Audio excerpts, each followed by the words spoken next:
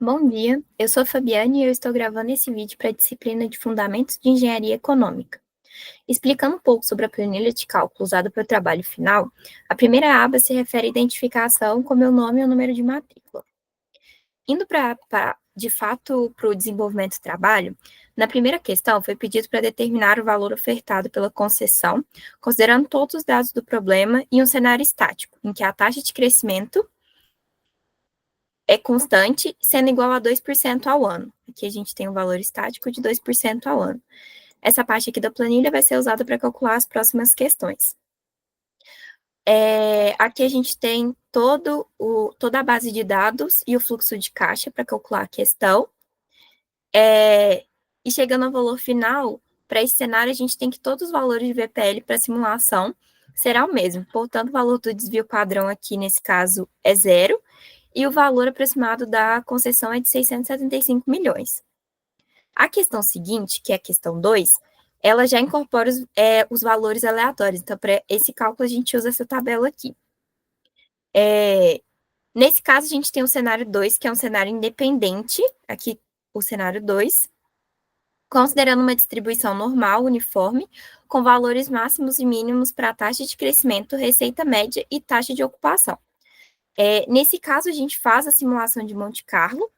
Então, essa etapa aqui é a mesma da última questão, mas aqui a gente já faz, na tabela, cria a simulação de Monte Carlo para 5.000 simulações para obter o valor máximo da concessão, considerando que a empresa aceita um risco máximo de 2,5%. Ou seja, a chance do projeto ser inviável é de 2,5%. Então, aqui a gente usa o percentil de 2,5%. E para esse caso, a gente tem que o valor da concessão é de aproximadamente 440 milhões. Lembrando que a gente está usando valores aleatórios na planilha, dessa forma, esses valores vão se atualizando constantemente. E, ao final, a gente apresenta o histograma do valor descontado da concessão e a distribuição normal para esses valores. Para a questão 3 e as próximas questões, ela vai seguir o mesmo padrão dessa segunda questão, mas vai considerar cenários diferentes. Essa questão 3, a gente considera esse cenário 3 com uma correlação perfeita entre o crescimento de passageiros anual e as demais variáveis correlacionadas. Nesse caso, aqui a gente usa também a tabela com os valores aleatórios e o fluxo de caixa. E nesse caso, a gente também faz a simulação de Monte Carlo para 5.000 casos, obtendo o valor da concessão de aproximadamente 360 milhões. E também a gente considera 2,5% para o projeto não ser viável. E aqui a gente também apresenta o histograma, né, do valor descontado da concessão, considerando essa correlação perfeita. A questão 4 é a mesma coisa, a gente só vai mudar o cenário, considerando o cenário com uma correlação completamente imperfeita, entre o crescimento de passageiros anual e as demais variáveis correlacionadas. Nesse caso, também a gente fez a simulação de Monte Carlo,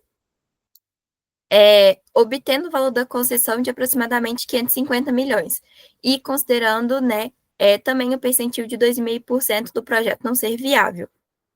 E aqui a gente apresenta também um histograma, considerando a correlação completamente perfeita. Já para a questão 5, a gente considera o mesmo cenário da questão 2. Eu esqueci de mencionar, mas na questão 2 a 4, a gente questão também a gente considera o tempo da concessão de 35 anos. Já para essa questão 5, a gente vai considerar o cenário independente, mas com tempo de exploração de 30 anos, diferente da questão 2, que foi 35. Nesse caso, como a gente pode perceber aqui, o valor da concessão, ele diminui, ele vai para aproximadamente 430 milhões, mas aqui não é uma mudança muito significativa. Isso pode ser devido à alta taxa do TMA de 18%. Aqui a gente também apresenta o histograma do valor descontado da concessão. E, por último, a gente apresenta a tabela com os valores das questões, considerando essa comparação entre as questões aqui.